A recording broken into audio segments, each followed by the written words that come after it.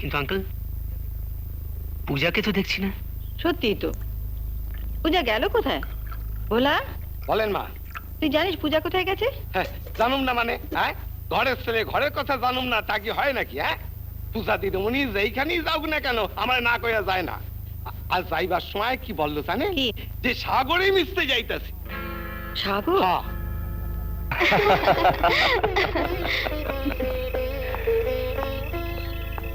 জানো পূজা, এত অল্প সময় তোমাকে এত ভালোবেসে ফেলবো সেটা আমি আগে বুঝিনি পূজা। আসলে এতদিন আপন বলতে ছিল ছোট মা আর বিটু, এখন তার সঙ্গে যোগ দিলে তুমি। জানো পূজা, আমাকে বড় ডাক্তার হতেই হবে। আমার ছোট মা মামা আমাকে কত কষ্ট করে পড়াচ্ছেন।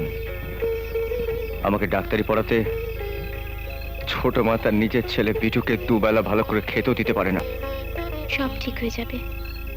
তুমি ভাবো তো, তুমি যখন বড় ডাক্তার হবে, সবাই যখন বলবে কলকাতার সবচেয়ে বড় ডাক্তার সাগর রায়, তখন?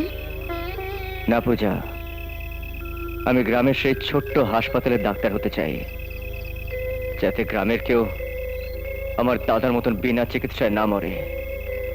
আসলে গ্রামের সবাই, ছোট মা বিট্টু সবাই আমার ডাক্তার হবার আশায় বসে আছে। ওদের অন্ধকার জীবনের একমাত্র আলোই তো আমি। আর আমার জীবনের আলোকে বলো তো।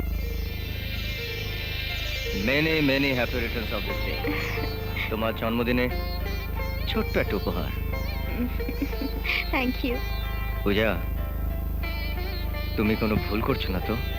তুমি এসেছো সাগর, আজ আমি ভীষণ খুশি হয়েছি। আমি কিন্তু তুমি সাগর, আমি তোমার মুখে ভাসতে চাই সারা জীবন। কিন্তু আজ কোনো কিন্তু নয়, আজ আমার বার্থডে। চলো আজ একসাথে কাটাই, সারাদিন শুধু তুমি আর আমি। চলো।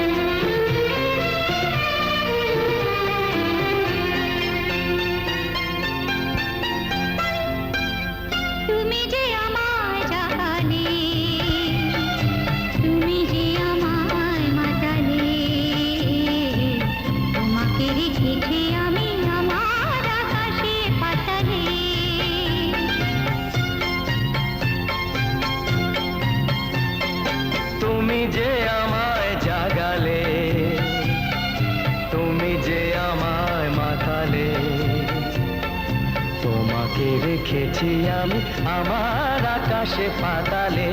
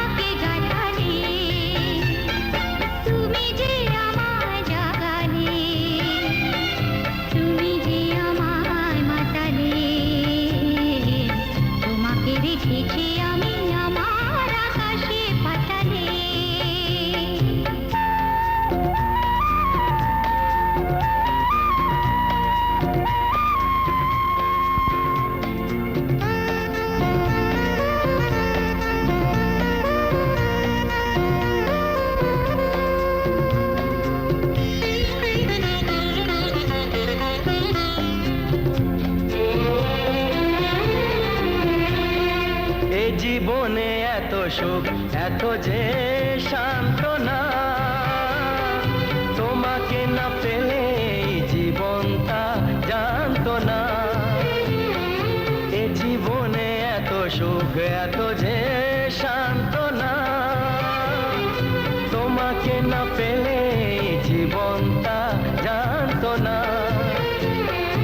এই মন একাই ছিল এই মন একাই ছিল তুমি মিতালি পাতালে তুমি যে আমায় জাগালে তুমি যে আমায় মাতালে তোমাকে রেখেছি আমি আমার আকাশে পাতালে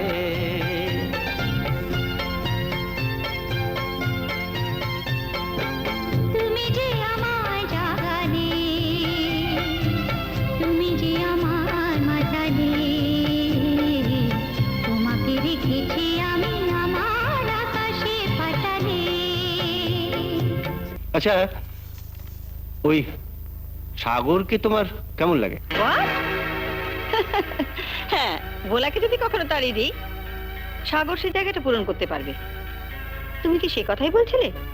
সত্যি, বয়স বাড়ার সঙ্গে সঙ্গে না তোমার স্ট্যাটাসটাও যে এত নিচে নেমে যাচ্ছে, রিয়েলি। কোথায় একটা গাইয়া ভিখিরির ছেলে সাগর, আর কোথায় Tamal. Come on, darling, come on. Hello, কে? ড্যাড? ও হ্যাঁ, হ্যাঁ বলো, কি খবর? না না, সারাদিন বিজনেসের কাজকর্মের পর এখন একটু রিল্যাক্স করছি। হ্যাঁ হ্যাঁ, মনে আছে, সন্ধ্যাবেলা পূজার বাড়িতে তো। হ্যাঁ, তুমি কিচ্ছু চিন্তা করো না, আমি ঠিক সময় মতো পৌঁছে যাব। হ্যাঁ হ্যাঁ, ঠিক আছে। ও প্লিজ ড্যাড, এখন আর বিরক্ত করো না। ওকে, বাই ড্যাড, বাই। ও, তুমি কি সত্যিই কাল পূজার বাড়িতে যাচ্ছ? আর এটাও সত্যি যে তুমি পূজাকে বিয়েও করছো? ও come on darling, come on. তুমি তো জানো যে এক ব্যাটে বেশি দিন খেলতে আমি ভালোবাসি না। অবশ্য তোমার কেসটা খানিকটা আলাদা। আর বিয়ে যদি আমাকে করতেই হয়, সেটা আমি তোমাকেই করব। ঠিক বলছো? হুম। তাহলে পূজার কি করবে? পূজা আমার কাছে একটা সোনার মুরগি। আমার ওখানকার কাজটা হলো ওই মুরগিটাকে মেরে ফেলে তার ডিমটা খেয়ে নেওয়া। তারপর তো শুধু তুমি আর আমি।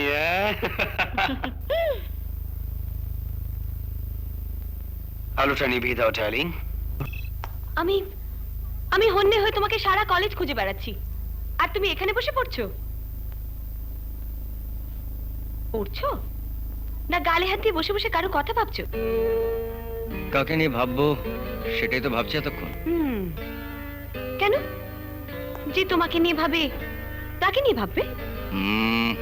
কথায় দেখছি অন্য সুর। প্রেমে ঠেমে পড়লে নাকি? মেডিকেলের ব্রিলিয়েন্ট স্টুডেন্ট তুমি, তাই রোগীর রোগটা খুব সহজেই ধরতে পারো। কিন্তু দুঃখের বিষয়, ওষুধ দিতে শেখোনি এখনো। কথা তো বেশ ভালোই বলতে শিখেছো। ভাবনারও পরিবর্তন হয়েছে দেখছি। তা তোমার এই ভাবনার ভাগ্যবানটিকে জানতে পারি? আরে বাবা, সেটাই তো সমস্যা। যাকে নিয়ে এত ভাবছি তার সমর্থনই পাইনি এখনো। ভালোবাসা অন্তর থেকে অনুভব করতে হয়, মুখে বলার দরকারটা কি?